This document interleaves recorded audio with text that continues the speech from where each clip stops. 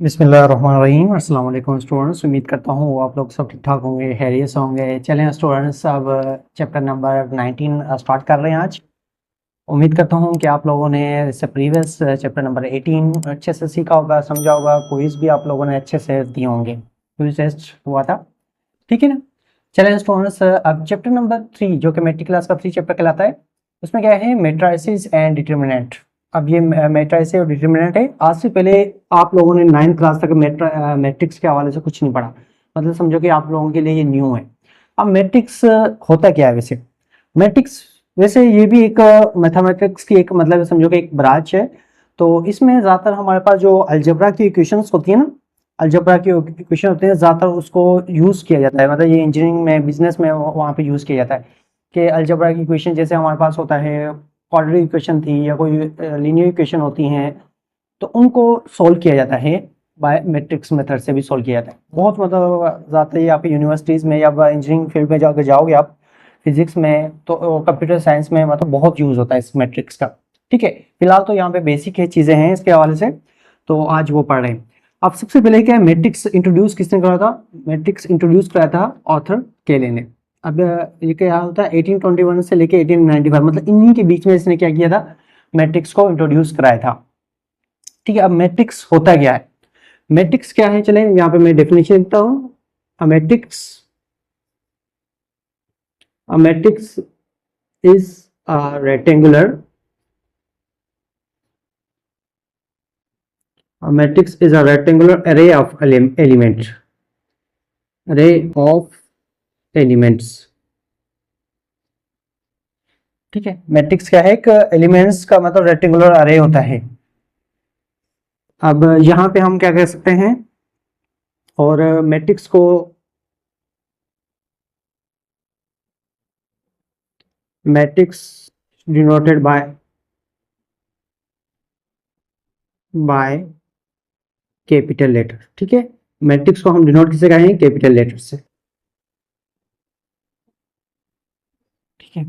ठीक है स्टूडेंट्स, इसको हम कैसे लिख सकते हैं? जैसे कि अगर सपोज कर लेते हैं मेरे पास एक मैट्रिक्स है ए, ठीक है।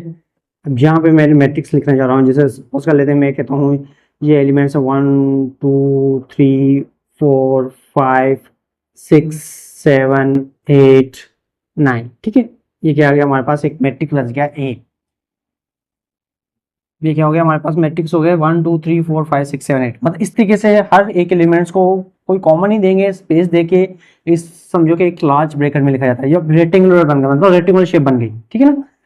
तो ये और हमारे पास क्या कहलाता है, इसको मैट्रिक्स कहते हैं, ठीक है। या इसको हम ऐसे भी लिख सकते हैं स्टूडेंट्स, जैसे कि हमारे पास है ये ऐसे, मतलब स्मॉल ब्रैकेट्स के हिसाब से भी हम लिख सकते हैं। जैसे अगर कोई लिखूँ मैं, क्या है, A B C D E F, ठीक है। तो ये हम इसको ऐसे भी लिख सकते हैं, ठीक है। अब ये इसके अंदर जो हमारे पास ये होते हैं, ये जो भी ये चीजें हैं, जैसे कि मैं कहता हूँ ये 9, इसको हम क्या कहते हैं, एलिमेंट, ठीक है। एलिमेंट्स भी कहते हैं, या इसको कहते हैं एंट्रीज, ठीक है, एंट्रीज। समझ में आ गया स्टूडेंट्स? तो ये हमारे पास क्या कहलाता है, एलिमेंट्स भी कहलाते हैं, इसको क्या कहते हैं, एंट्रीज भी कहा जाता है। एलिमेंट्स या एंट्रीज, 1 2 3 4 5 6 7 8 9 ये एलिमेंट्स हैं, या इसको हम क्या कहते हैं, एंट्रीज कह सकते हैं। जैसे B C D E F, मतलब कुछ भी हो सकते हैं हमारे पास, लेटर हो सकते हैं, अल्फाबेट्स हो सकते हैं, डिजिट हो सकते हैं, ठीक है। और मैट्रिक्स का अगर प्लुरल देखें तो ये मैट्रिक्स आपका सिंगुलर है, जैसे ए मैट्रिक्स हो गया, बी मैट्रिक्स हो गया। अगर हम कहते हैं एक से ज्यादा मैट्रिक्स होता है, मैट्रिक्स का प्लुरल जो होगा, मैट्रिक्स का जो प्लुरल होता है मैट्राइसिस, ठीक है। क्या है, मैट्राइसिस। मैट्रिक्स का जो प्लुरल होगा उसे हम कहते हैं मैट्राइसिस, ठीक है। अब ये जो हमारे पास ये हॉरिजॉन्टल जो लाइन है, ठीक है, ये हॉरिजॉन्टल लाइन, इसे हम क्या कहते हैं, रोज, ठीक है। ये रो हो गई, जैसे 1 रो, ये हो गया हमारा 2 रो, ये कहलाती है हमारे पास रो, ठीक है। और ये इस तरीके से जो होते हैं हमारे पास, इसे हम क्या कहते हैं, वर्टिकल जो होते हैं, हॉरिजॉन्टल रो कहलाती है, वर्टिकल हमारे पास क्या कहलाते हैं, वर्टिकल हमारे पास कहलाते हैं कॉलम, ठीक है। ये होते हैं हमारे पास कॉलम, मतलब जो हमारे पास हॉरिजॉन्टल इंट्रीज हैं वो हमारे कहलाएंगे रोज, और जो वर्टिकल इंट्रीज हैं वो कहलाएंगे हमारे पास कॉलम। ठीक है, क्लियर हो गया स्टूडेंट्स? ये इंट्रोडक्शन आप लोगों को समझ में आ गया होगा। चलें और मजीद यहाँ पे आप मैं लोगों को बता दूं,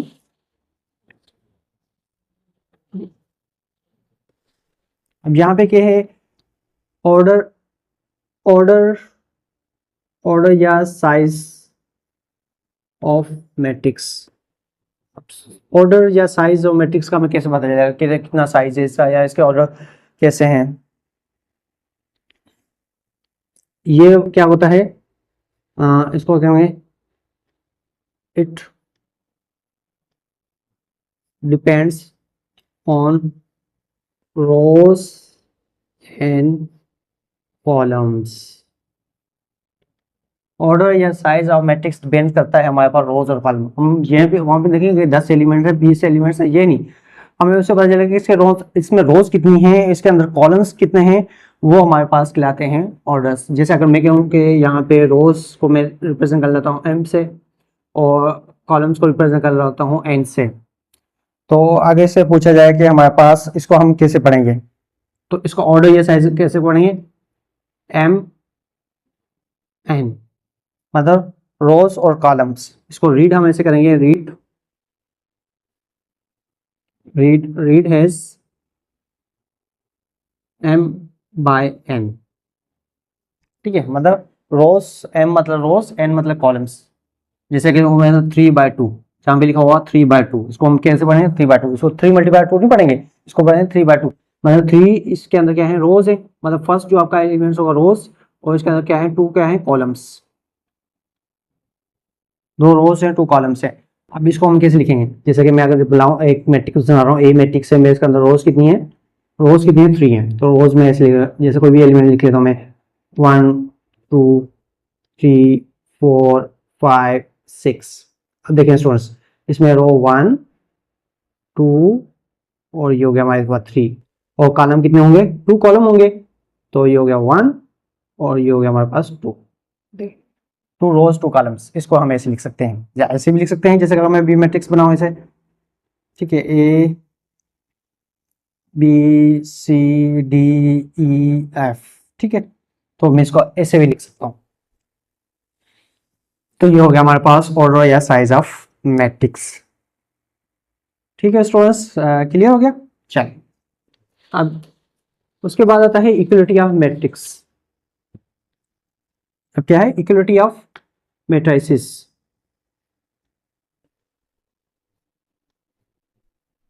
इक्वलिटी ऑफ 2 मैट्रिसेस, के 2 मैट्रिसेस आपस में, 2 मैट्रिक्स आपस में इक्वल कब होंगे?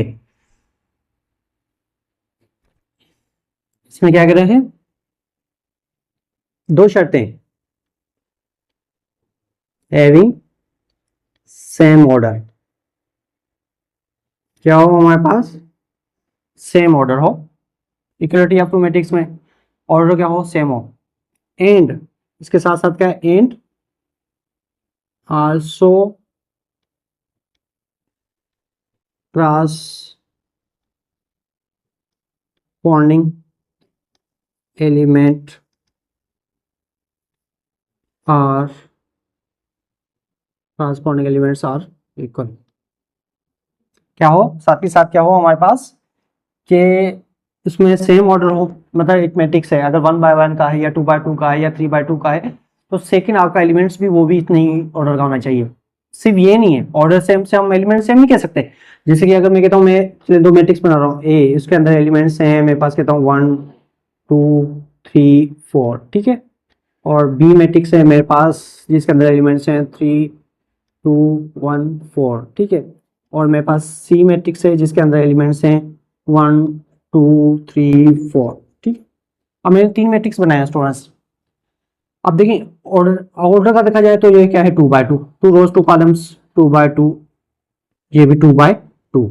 ऑर्डर तो क्या है, सबका सेम आ रहा है, लेकिन हमने कहा है कि सिर्फ ऑर्डर सेम नहीं, क्या हो, क्रॉसपॉन्डिंग एक एलिमेंट्स भी है, एलिमेंट्स तो देखिए 1 2 3 4 1 2 3 4 तो इसमें भी है, लेकिन हमारे पास ए जो है नॉट इक्वल टू बी है, ए और बी आपस में इक्वल नहीं हो सकते।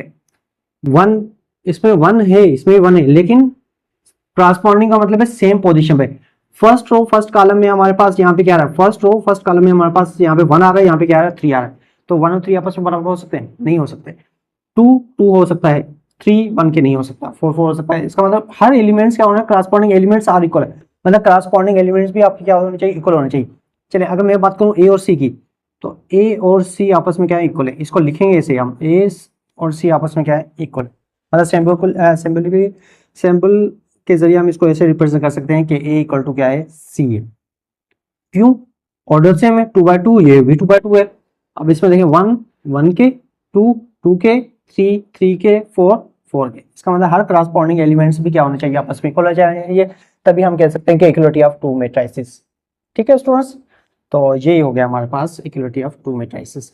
ओके क्लियर, इसको रेज कर देते हैं। चलिए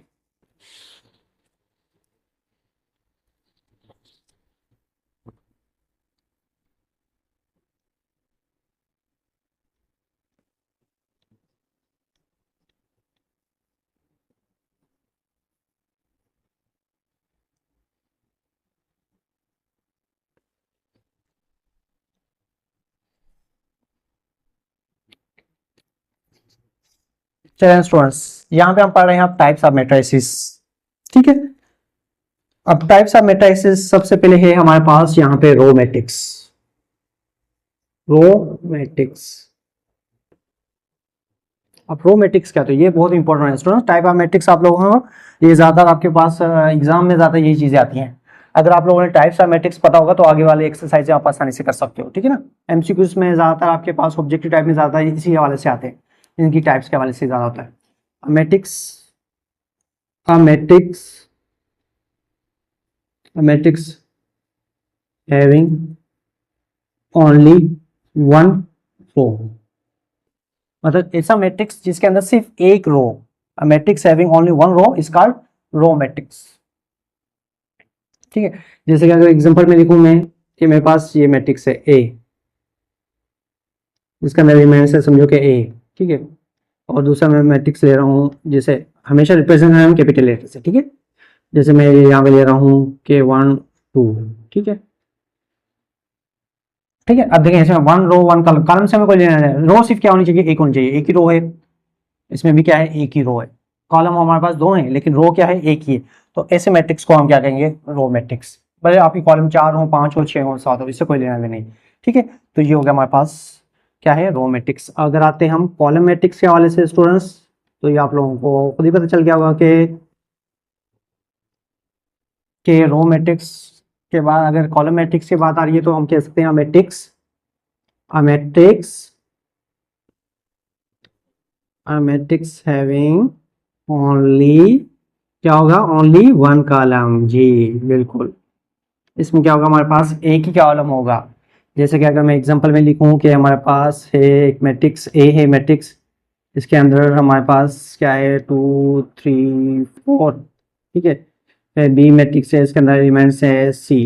ठीक है, चले अब देखिए इसमें हमारे पास क्या है, कॉलम 1 है, रोज कितनी आ रही है 1 2 3, इसके अंदर रोज भी एक है, कॉलम भी एक है, ऐसे हम कर, तो ये रो मैट्रिक्स भी होगा, कॉलम मैट्रिक्स भी हो जाएगा। जैसे ये रो मैट्रिक्स था, कॉलम मैट्रिक्स था। ठीक है, बस इसमें कॉलम मैट्रिक्स में क्या होना चाहिए, एक ऐसा मैट्रिक्स जिसके अंदर क्या हो, हमारे पास कॉलम क्या हो, एक ही हो, तो उसे हम क्या कहेंगे, कॉलम मैट्रिक्स। ठीक है, क्लियर। चलिए आगे चलते हैं, कुछ और टाइप्स भी हैं, टाइप्स इसमें काफी हैं। चलिए यहाँ पे आते हैं हम रेक्टेंगुलर मैट्रिक्स। रेक्टेंगुलर मैट्रिक्स, अब रेक्टेंगुलर मैट्रिक्स क्या आता है, a matrix in which rows is not equal to, एक ऐसा matrix, a matrix in which which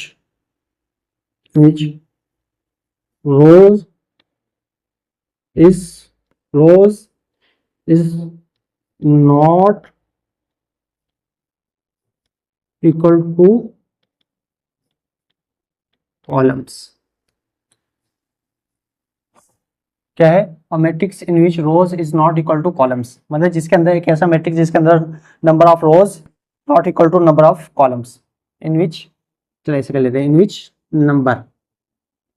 number of rows is not equal to number of number of columns, जिसमें क्या है रोज की तादाद क्या हो बराबर हो कॉलम्स की तादाद के। जैसे कि अगर मैं एक मैट्रिक्स लिख रहा हूँ ए, जिसके अंदर मैं एलिमेंट्स लिख लेता हूँ 1 2, ठीक है, और बी मैट्रिक्स लिख लेता हूँ जिसके अंदर एलिमेंट्स हैं 3 4। अब देखें स्टूडेंट्स, इसके अंदर क्या है, कितनी रोज हैं 1 और कॉलम कितने हैं 2, तो इसको हम लिखेंगे 1 1/2। अगर इसमें देखेंगे हमारे पास कितने रोज के हैं 2 1, तो ये होगा 2/1। ये तो हमें पता है ना कि 1/2 या 2/2 क्या आता है, फर्स्ट रो को रिप्रेजेंट कर रहा है, सेकंड क्या होगा कॉलम को रिप्रेजेंट कर रहा है। तो जिसके अंदर मतलब ऑर्डर क्या हो सिंपल, यहाँ पे रेक्टेंगुलर मैट्रिक्स कैसे कहा जाएगा, इसका ऑर्डर क्या हो सेम हो, रोज भी सेम हो कॉलम भी सेम हो, तो उसे हम क्या कहेंगे रेक्टेंगुलर, सॉरी ऑर्डर सेम ना हो, सॉरी यहाँ पे क्या है ऑर्डर सेम ना हो, तो उसे हम क्या कहेंगे रेक्टेंगुलर मैट्रिक्स। ठीक है, क्लियर हो गया। चलें अब नेक्स्ट कर लेते हैं। नेक्स्ट हमारे पास क्या है स्क्वायर मैट्रिक्स। तो जाहिर बात है रेक्टेंगुलर शेप से ही पता चल रहा है स्टूडेंट्स, अगर इसका हम देखें रेक्टेंगुलर शेप में क्या कहते हैं कि जिसके साइज और क्या होती है अपोजिट साइड क्या हो उनकी साइड्स क्या हो आपस में इक्वल ना हो, चारों साइडें क्या होती हैं इक्वल नहीं होती हैं। अगर हम बात कर रहे हैं स्क्वायर की, स्क्वायर में क्या कहते हैं चारों साइडें जिसमें क्या होती है इक्वल होती है, तो यही मैट्रिक्स में आ जाता है। A matrix in which number of rose are equal to number of क्या है नंबर ऑफ कॉलम्स, जिसमें हमारे पास क्या है रोज और कॉलम्स, नंबर ऑफ रोज और नंबर ऑफ कॉलम्स क्या हो आपस में इक्वल हो, तो हमारे पास वो क्या कहलाएगा स्क्वायर मैट्रिक्स, जिसमें क्या हो ऑर्डर सेम हो। सिंपल हम यहाँ पे क्या करेंगे क्या हो ऑर्डर्स आर सेम, मतलब जिसमें ऑर्डर क्या है ऑर्डर्स आर सेम। जैसे कि हमारे पास क्या है यहाँ पे ए मैट्रिक्स है ए, जिसके अंदर 2 3 4 5, ठीक है। अगर यहाँ पे बी की बात करें जिसके अंदर एलिमेंट्स हैं 6, बस ये इसके आगे बात करें तो क्या होगा 2/2 और ये होगा 1/1, ठीक है। तो ऐसे मैट्रिक्स को हम क्या कहेंगे स्क्वायर मैट्रिक्स, जिसके अंदर वो क्या है रोज भी इक्वल हो और कॉलम्स भी क्या हो रहे हैं आपस में इक्वल आ रही होती है। ठीक है स्टूडेंट्स, क्लियर हो रहा है। चलें उसके बाद आते हैं हम यहाँ पे नेक्स्ट जीरो, या जिसे हम क्या कह सकते हैं null matrix. Zero or null matrix, ठीक है, जीरो और null matrix.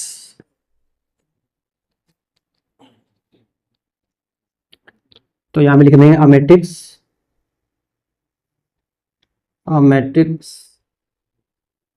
in which all elements is equal to 0, जिसमें सभी एलिमेंट्स इक्वल टू किसके हों जीरो के, मतलब एक ऐसा मैट्रिक्स जिसमें जितने भी एलिमेंट्स हों, जितना भी मैट्रिक्स हो, जैसे कि हमारे पास सपोज कर लेते हैं ए मैट्रिक्स है जिसके अंदर एलिमेंट्स हैं 0, ठीक है।